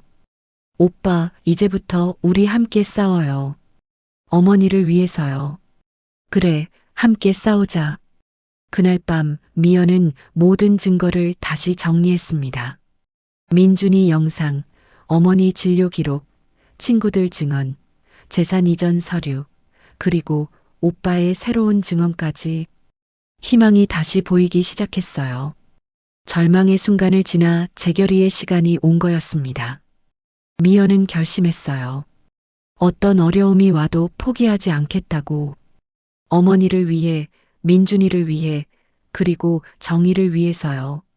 일주일 후 강남지방법원 구속영장 실질심사가 열렸습니다. 미연은 법정 방청석에 앉아 있었어요. 옆에는 민석과 김정훈 변호사가 함께였죠. 어머니는 건강 문제로 참석하지 못하고 병원에 계셨습니다. 판사가 입장하고 지은 언니가 들어왔습니다. 수갑을 찬 모습이었어요. 하지만 얼굴에는 여전히 자신감이 서려 있었죠. 송재민 변호사가 옆에서 서류를 정리하고 있었습니다. 판사가 입을 열었어요. 피의자 최지은, 노인학대 및 사기 혐의에 대한 구속영장 실질심사를 시작하겠습니다. 검사가 일어나 혐의 사실을 낭독했습니다. 지은 언니가 시어머니를 한 달간 학대하고 재산을 편취하려 한 내용이었어요. 송 변호사가 반박했습니다. 재판장님, 피의자는 치매를 앓고 있는 시어머니를 정성껏 돌봤습니다. 안전을 위한 보호 조치를 학대로 몰아가는 것은 억지입니다. 증거를 제출하십시오. 송 변호사는 치매 진단서를 제출했어요. 3개월 전 강남의 한 신경과에서 발급받았다는 서류였죠. 검사가 일어났습니다. 재판장님, 해당 진단서에 대해 조사한 결과 심각한 문제가 발견됐습니다. 검사는 노트북을 켜고 화면을 띄웠어요. 이 진단서를 발급한 박성진 원장은 의사 면허 정지 처분을 받은 전력이 있습니다. 허위 진단서 발급으로 말이죠. 그리고 피의자 최지은과 박성진 원장 사이에 500만 원의 현금 거래 내역이 확인됐습니다. 방청석이 술렁거렸습니다. 지은 언니의 얼굴이 창백해졌어요. 송 변호사가 급하게 말했습니다. 그건 진료비입니다. 치매 정밀 검사는 비용이 많이 들거든요. 500만 원이 진료비라고요? 그리고 해당 병원의 진료 기록을 확인한 결과 박순자님의 내원 기록이 전혀 없습니다. 진단서만 발급됐을 뿐이죠. 지은 언니가 의자를 붙잡았습니다. 숨을 헐떡이는 모습이 보였어요. 검사가 계속했습니다. 그리고 피해자의 정밀 검사 결과를 제출합니다. 강남성 모병원 신경과에서 실시한 치매 검사 결과 피해자는 정상으로 판정됐습니다. 인지 기능에 전혀 문제가 없었어요. 판사가 서류를 살펴보더니 지은 언니를 쳐다봤습니다. 피의자 할 말 있습니까? 지은 언니는 대답하지 못했습니다. 송 변호사가 속삭이며 뭔가 조언하고 있었어요. 그때 검사가 또 다른 증거를 제출했습니다. 재판장님, 더 충격적인 사실이 밝혀졌습니다. 피의자 최지은의 과거 행적을 조사한 결과 이것이 처음이 아니었습니다. 미연은 귀를 쫑긋 세웠어요. 무슨 말인지 궁금했죠. 검사가 설명했습니다. 피의자는 10년 전 첫 번째 결혼을 했었습니다. 당시 남편은 부산의 한 중소기업 사장이었죠. 결혼 2년 만에 시어머니가 요양원에 입소했고 남편 명의의 재산 일부가 피의자 명의로 이전됐습니다. 민석이 자리에서 벌떡 일어났어요. 뭐라고요? 지은이가 결혼한 적이 있다고요? 판사가 질서를 유지하라고 했습니다. 민석은 다시 앉았지만 얼굴이 창백했어요. 미연이 오빠의 손을 잡았죠. 검사가 계속했습니다. 당시 시어머니 김영희 씨는 요양원에서 1년을 지내다 사망했습니다. 사인은 영양실조와 욕창 감염이었어요. 하지만 당시에는 노인 학대 신고가 없어 조사가 이뤄지지 않았죠. 그리고 피의자는 이혼 소송에서 재산 분할을 받고 전 남편과 헤어졌습니다. 그 후 박민석 씨를 만나 재혼한 겁니다. 방청석이 웅성거렸습니다. 미연은 충격에 빠졌어요. 지은 언니가 이런 전력이 있었다니요. 민석이 떨리는 목소리로 물었습니다. 미연아, 이게 사실이야? 지은이가 나한테 거짓말을 한 거야? 오빠, 진정해요. 판사가 지은 언니에게 물었습니다. 피의자, 이 사실이 맞습니까? 지은 언니는 한참을 침묵하다가 입을 열었어요. 네, 맞습니다. 하지만 그때는 달랐어요.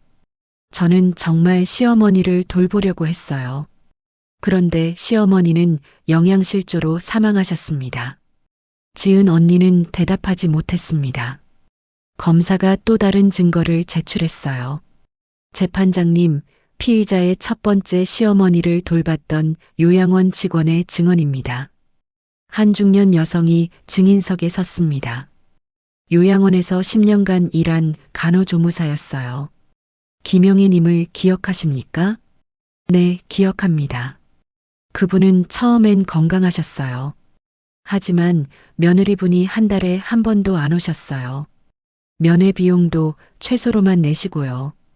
그 며느리가 지금 피의자석에 있는 최지은입니까? 증인은 지은 언니를 보더니 고개를 끄덕였어요. 맞습니다. 저 사람이에요. 지은 언니가 소리쳤습니다. 거짓말이에요. 저는 바빠서 못 간 거예요. 판사가 정숙을 명령했습니다. 증인이 계속 증언했어요. 김영희님은 자주 오셨어요. 며느리가 자기를 버렸다고, 아들도 안 온다고, 그러시다가 건강이 급격히 나빠지셨죠. 미연은 가슴이 아팠습니다. 지은 언니는 처음부터 계획적으로 시어머니들을 이용한 거였어요. 검사가 마지막 증거를 제출했습니다. 재판장님, 피의자가 남편 박민석 씨에게 보낸 문자 메시지입니다. 화면에 문자 내용이 띄워졌어요. 2년 전 지은 언니가 친구에게 보낸 문자였습니다. 시어머니만 없으면 집도 내 거고 재산도 내 거야. 오빠 때처럼 요양원 보내고 천천히 정리하면 돼. 민석이 주먹으로 의자를 쳤습니다. 눈물이 흘러내렸어요. 이 여자가 처음부터 엄마를 노린 거였어. 나도 속인 거고. 지은 언니가 민석을 쳐다봤습니다. 처음으로 그녀의 얼굴에 두려움이 스쳤어요. 당신 오해야. 그건 그냥 화가 나서 한 말이야. 10년을 나를 속였어. 전 결혼 사실도 숨기고 처음부터 우리 엄마 재산을 노린 거잖아.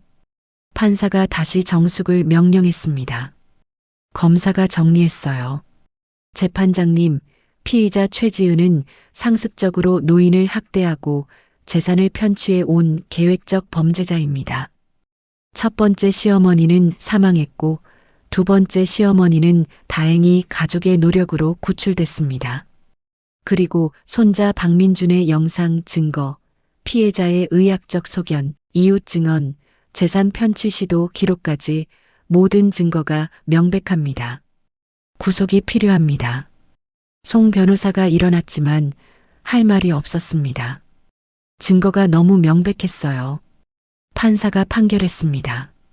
피의자 최지은에 대한 구속영장을 발부합니다. 도주와 증거인멸 우려가 크고 죄질이 불량합니다. 방청석에서 안도의 한숨이 터져나왔어요. 미연은 눈물을 흘렸습니다. 드디어 정의가 실현되는 순간이었죠. 지은 언니가 끌려나가면서 미연을 쳐다봤어요. 그 눈빛에는 원망과 분노가 가득했습니다. 아가씨, 후회하실 거예요. 내가 나가면 언니는 나오지 못할 거예요. 어머니께 한 일, 전 시어머니께 한 일 다 대가를 치르실 거예요. 법정을 나와 복도에서 민석이 주저앉았습니다. 얼굴을 손으로 가리고 울었어요. 미연아, 나는 정말 몰랐어. 10년을 함께 살았는데 저 여자가 그런 사람인 줄. 미연은 오빠를 안아줬습니다. 오빠 잘못 아니에요. 오빠도 피해자예요. 김정훈 변호사가 다가왔어요. 잘 됐습니다. 이제 본 재판만 남았어요. 충분히 이길 수 있습니다. 미연은 곧바로 병원으로 향했습니다. 어머니께 좋은 소식을 전하고 싶었어요. 병실에 들어서자 어머니가 TV를 보고 계셨습니다. 뉴스에서 지은 언니의 구속 소식이 나오고 있었어요. 미연아, 봤니? 뉴스에 나왔어. 어머니 구속됐어요. 이제 안전하세요. 어머니는 눈물을 흘리셨습니다. 하지만 슬픈 눈물이 아니었어요. 안도의 눈물이었죠. 고마워, 미연아. 내가 아니었으면 나는. 어머니, 민준이 덕분이에요. 그 아이가 용기를 낸 거예요. 그때 문이 열리며 민준이가 들어왔습니다. 학교가 끝나고 미연이 데려온 거였어요. 할머니. 민준이는 할머니께 달려가 안겼습니다. 어머니는 손주를 꼭 껴안으셨어요. 민준아, 우리 용감한 민준이. 할머니를 구해줘서 고마워. 할머니, 이제 안 아프시죠? 저 때문에 엄마가 나쁜 사람이 됐어요. 어머니가 민준이의 머리를 쓰다듬으셨습니다. 아니야, 민준아. 내가 옳은 일을 한 거야. 잘못은 어른이 한 거지 내 잘못이 아니야. 미연도 조카를 안아줬어요. 세 사람은 한동안 그렇게 껴안고 있었습니다. 며칠 후 미연은 검사실에서 담당 검사를 만났습니다. 본 재판 준비를 위해서였어요. 교수님, 재판은 다음 달에 시작됩니다. 피의자 측에서 혐의를 대부분 인정했어요. 정말요? 네, 증거가 너무 명백해서 부인할 수가 없었던 거죠. 다만 양형에 대해 다툴 것 같습니다. 어느 정도 형을 받을 것 같아요? 노인학대범죄 가중처벌 규정에 따라 5년에서 7년 정도 예상됩니다. 그리고 사기죄가 추가되면 더 늘어날 수 있고요. 미연은 고개를 끄덕였습니다. 지은 언니가 받을 처벌이었어요. 검사가 덧붙였습니다. 그리고 교수님, 이번 사건이 사회적으로 큰 반향을 일으키고 있습니다. 숨겨진 노인 학대 사례가 얼마나 많은지 알게 됐고요. 그래요? 네, 여러 노인 보호기관에 신고가 급증했대요. 이번 사건을 보고 용기를 낸 피해자들이 많은 거죠. 미연은 뿌듯했습니다. 어머니의 고통이 다른 분들에게 도움이 되고 있었어요. 그날 저녁 미연의 집에서 작은 모임이 열렸습니다. 어머니, 민석, 민준이, 그리고 김정훈 변호사가 함께했어요. 어머니는 퇴원해서 미연의 집에서 지내고 계셨죠. 식탁에 둘러앉아 저녁을 먹으며 이야기를 나눴습니다. 민석이 어머니께 말했어요. 엄마, 정말 죄송해요. 제가 제대로 못 봐서. 그만해, 민석아. 너도 힘들었을 거야. 엄마, 저 이혼하기로 했어요. 지은이랑은 끝이에요. 그래, 내 인생이니 내가 결정해. 민준이가 물었습니다. 할머니, 우리 이제 계속 같이 살아요? 어머니가 손주의 머리를 쓰다듬으셨어요. 그래, 우리 계속 같이 살자. 미연은 가족을 바라보며 미소 지었습니다. 힘든 시간이었지만 이제 새로운 시작이었어요. 정의가 실현됐고 가족이 다시 하나가 됐습니다. 김정훈이 잔을 들었어요. 어머님의 건강과 이 가족의 행복을 위해 건배합시다. 모두가 잔을 부딪혔습니다. 미연의 눈에 눈물이 고였어요. 하지만 슬픈 눈물이 아니었습니다. 감사와 희망의 눈물이었죠. 창밖으로 저녁 노을이 아름답게 물들고 있었습니다. 긴 싸움이 끝나고 평화가 찾아온 거예요. 2달 후 서울중앙지방법원 대법정이었습니다. 최지은에 대한 선고 공판이 열리는 날이었어요.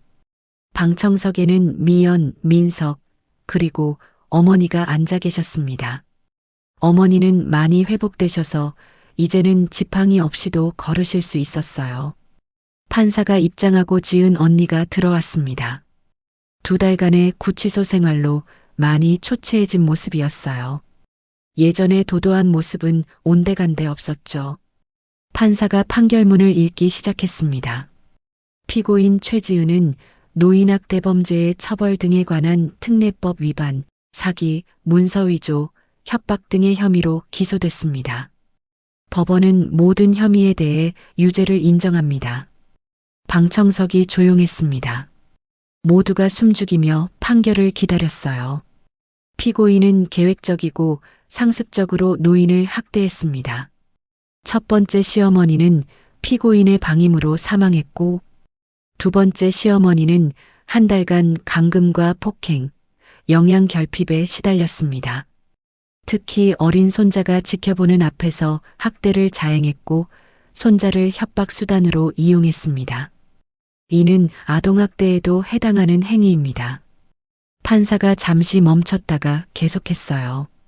피고인은 재산을 편취하기 위해 허위 진단서를 만들고 피해자를 협박해 서류에 서명하게 했습니다. 죄질이 매우 불량하고 반성의 기미가 보이지 않습니다. 지은 언니의 얼굴이 하얗게 변했습니다. 따라서 피고인 최지은에게 징역 7년을 선고합니다. 방청석에서 안도의 한숨이 터져 나왔어요. 어머니는 눈물을 흘리셨고 민석은 고개를 숙였습니다. 미연은 어머니의 손을 꼭 잡았죠. 지은 언니가 끌려나가기 전 뒤를 돌아봤습니다. 미연과 눈이 마주쳤어요. 하지만 이번에는 원망의 눈빛이 아니었습니다. 그저 텅 빈 눈빛이었죠. 법정을 나와 복도에서 어머니가 말씀하셨습니다. 이제 정말 끝난 거니? 네, 어머니. 이제 끝났어요. 어머니는 깊은 숨을 내쉬셨어요.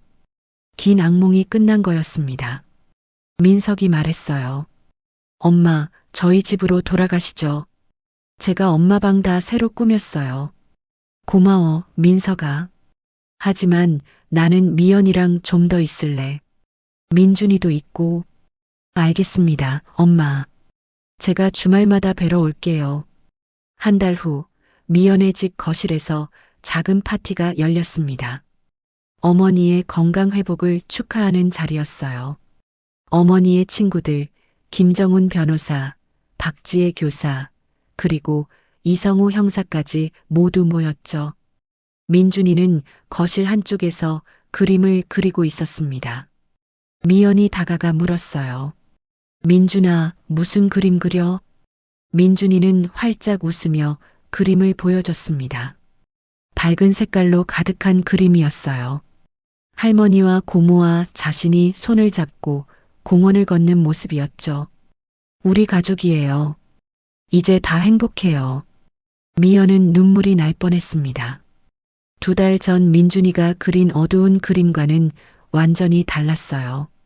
아이의 마음도 치유되고 있었던 겁니다. 박지혜 교사가 다가왔어요. 교수님, 민준이가 많이 좋아졌어요. 심리 상담도 잘 받고 있고 학교 생활도 밝아졌어요.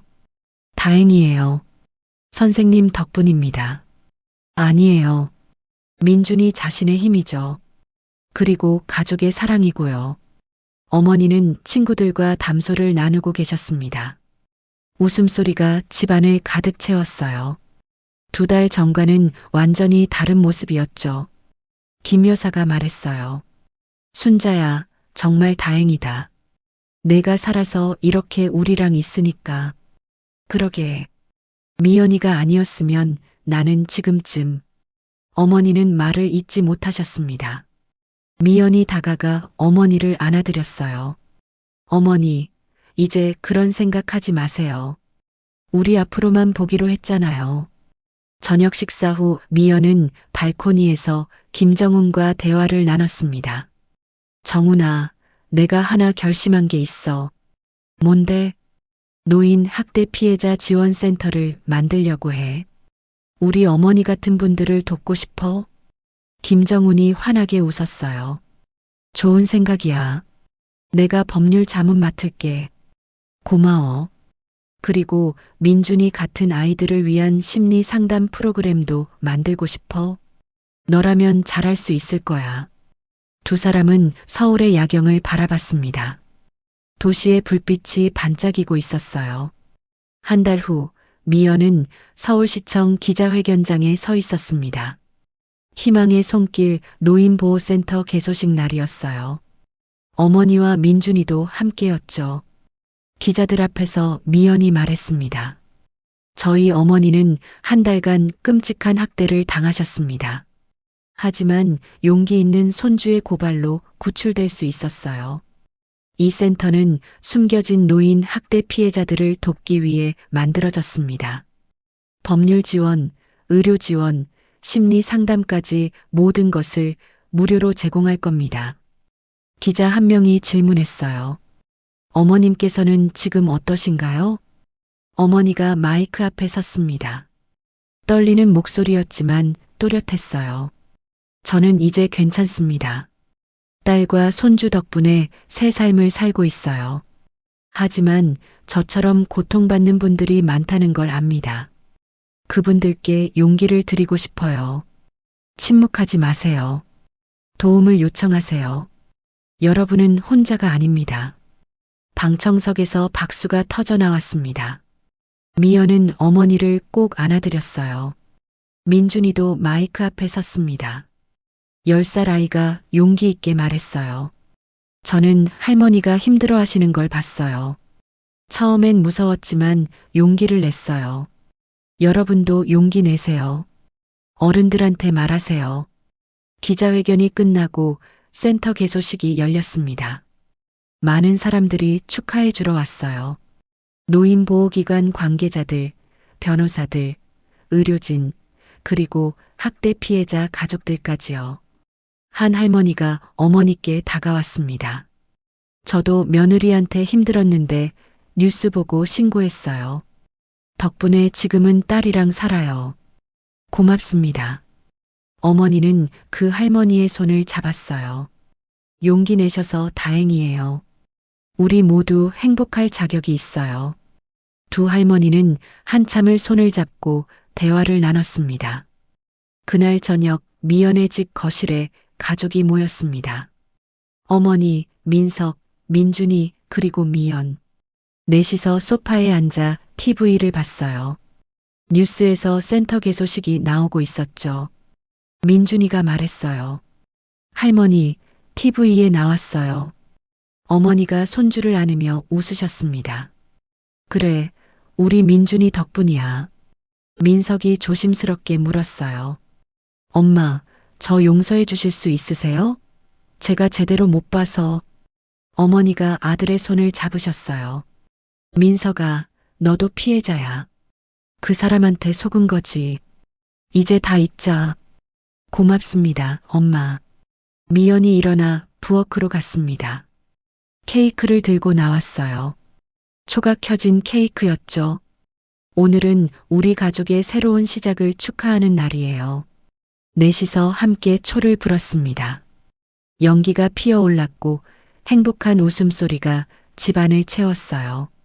한 달 후 미연은 민준이 학교를 방문했습니다. 아이들에게 노인 학대 예방 교육을 하는 날이었어요. 교실에 들어서니 30명의 아이들이 앉아 있었죠. 안녕하세요, 여러분. 저는 박미연 교수예요. 아이들이 인사했습니다. 미연은 파워포인트를 켜고 설명을 시작했어요. 할아버지, 할머니가 힘들어 하시면 어떻게 해야 할까요? 한 아이가 손을 들었어요. 어른한테 말해요. 맞아요. 선생님이나 부모님께 말씀드려야 해요. 그리고 112에 신고할 수도 있어요. 민준이도 옆에서 이야기했습니다. 저도 처음엔 무서웠어요. 하지만 선생님께 말씀드렸더니 할머니를 구할 수 있었어요. 아이들이 박수를 쳤습니다. 민준이는 이제 자신의 경험을 용기 있게 나누고 있었어요. 수업이 끝나고 한 여자아이가 민준이에게 다가왔습니다. 민준아, 나도 할머니가 걱정돼. 우리 엄마가 할머니한테 소리 지르거든. 민준이는 선생님을 불렀어요. 그리고 그 친구를 도와줬죠.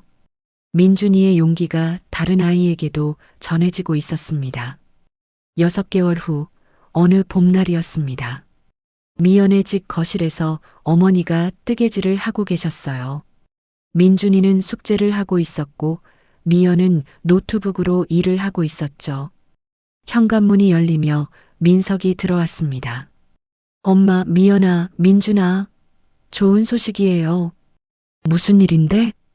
제가 승진했어요. 그리고 새 아파트 계약했어요.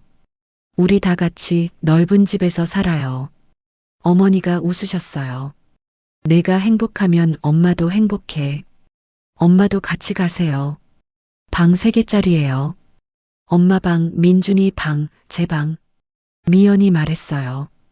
오빠, 어머니는 저랑 계실 거예요. 그렇죠, 어머니? 어머니가 고개를 끄덕이셨습니다. 난 미연이랑 있는 게 좋아. 너는 새 출발하렴. 알겠습니다, 엄마. 그래도 주말마다 뵈러 올게요. 그날 저녁 온 가족이 함께 공원을 산책했습니다. 벚꽃이 만개한 아름다운 봄날이었어요. 어머니는 미연과 팔짱을 끼고 걸으셨고 민석은 민준이와 손을 잡고 걸었죠. 민준이가 말했어요. 할머니, 저기 벤치에서 쉬어요. 넷이서 벤치에 앉았습니다. 벚꽃잎이 바람에 흩날리고 있었어요. 어머니가 조용히 말씀하셨습니다. 행복하구나. 이렇게 가족이 함께 있으니 엄마 앞으로 계속 행복할 거예요. 민준이가 스마트워치로 사진을 찍었어요. 할머니, 웃으세요. 찰칵. 넷이서 함께 웃는 사진이 찍혔습니다. 행복한 가족의 모습이었어요. 그날 밤 민준이는 침대에 누워 그림 일기를 그렸습니다.